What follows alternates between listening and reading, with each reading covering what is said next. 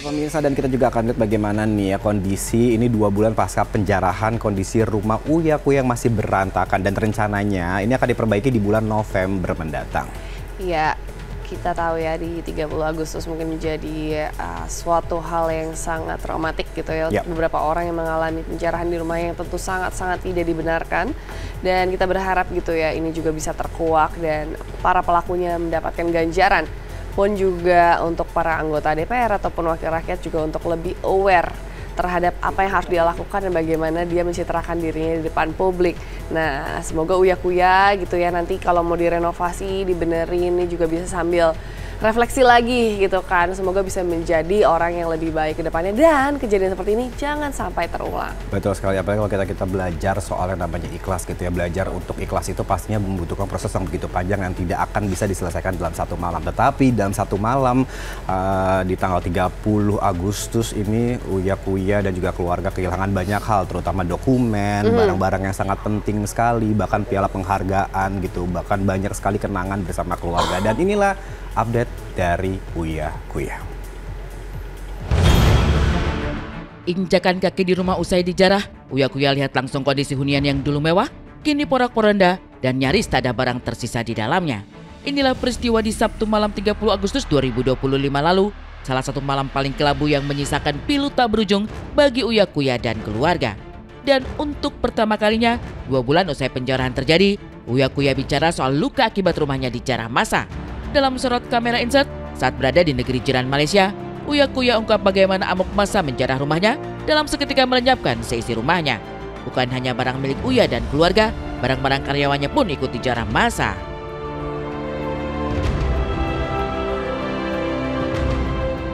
Pada saat itu, pada saat rumah saya dijarah, pas pertama kali saya lihat, kan kita video call sama karyawan kita yang di situ kan.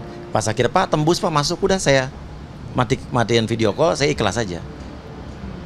Ikhlas barang-barang saya. Tapi banyak yang ditangkap.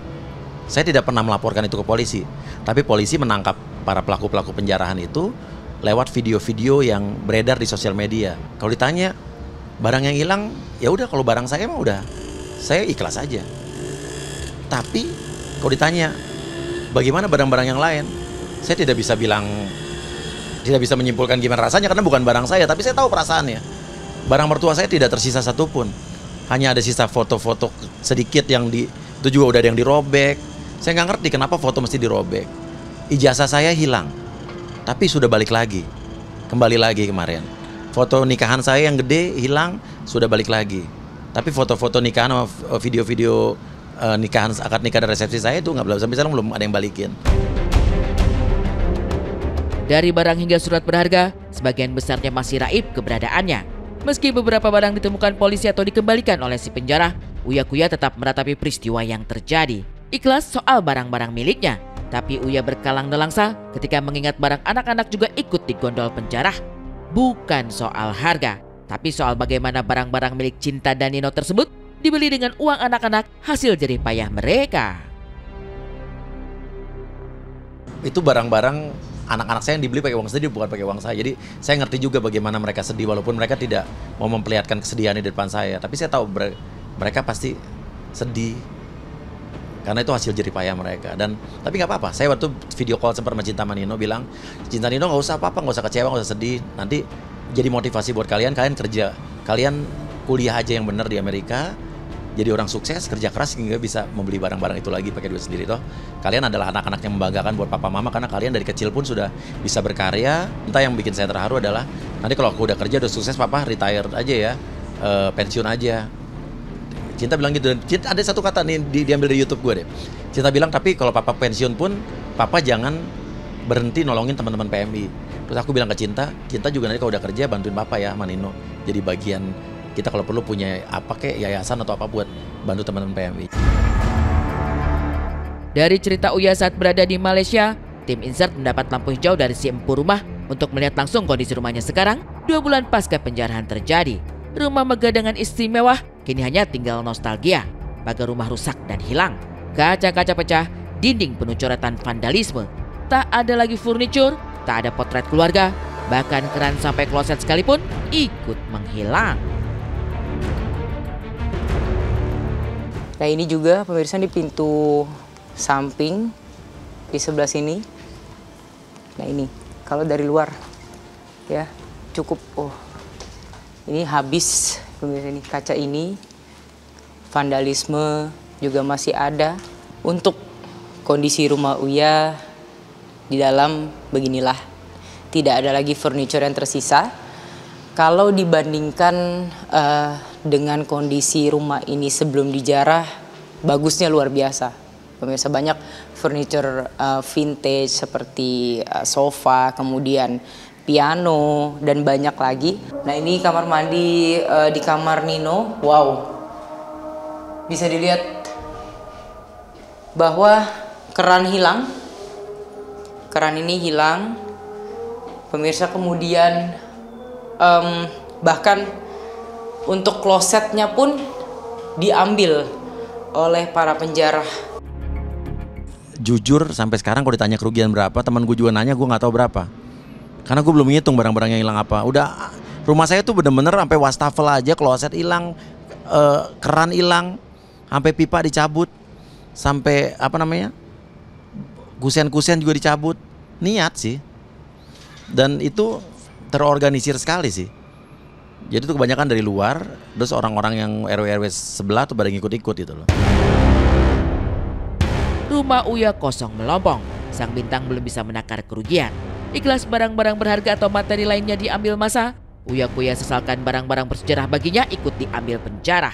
Sederet piala dan penghargaan hingga figura berisi mahar pernikahan kini tak tahu rimbanya. Nah pemirsa, disinilah letak piala Uya-Kuya berada.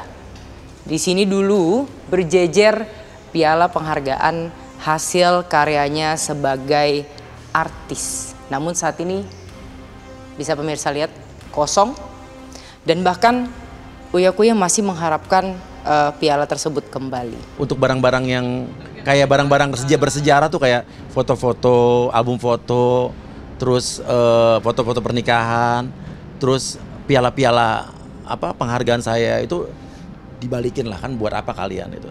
Yang lain terserah, mau kulkas, TV, komputer, apa, mau emas, mau apa. Mahar kawin saya juga tolong dibalikin. Mahar kawin saya hilang juga. Ada di figura, ada itu berharga buat saya itu. Berharga kan nilai historisnya, nilai sejarahnya. Melihat bagaimana kondisi rumah sekarang 2 bulan pasca penjarahan, Uya-Kuya limbung sendiri harus membenahi rumah dari sisi mana.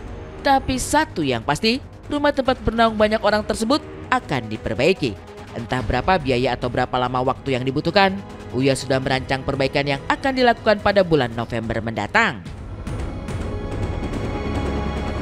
Harus dibenahi, harus dibetulin pelan-pelan. Cuman saya nggak tahu mulai dari mana. Karena ini ibaratnya kayak bangun rumah baru. Karena kan kosong. Barang tidak disisakan satupun. Terus kloset, keran, pipa, pompa air, semua itu nggak ada. Sampai handle pintu juga bisa hilang. Pintu ada yang hilang, dicopot. Dan ya harus dibendolin. Karena yang tinggal di situ kan banyak kepala keluarga. Sekarang mertua saya aja masih nebeng di rumah adiknya. Terus adik ipar saya kontrakin rumah. Kucing-kucing saya kontrakin rumah. Karyawan saya kontrakin rumah juga. Iya, sama kucing-kucing kan. Iya, mungkin mulai November ini kali kita mulai benahi pelan-pelan. Semoga ini jadi pelajarannya untuk para wakil rakyat juga dan untuk kita semua untuk saling jaga sesama warga.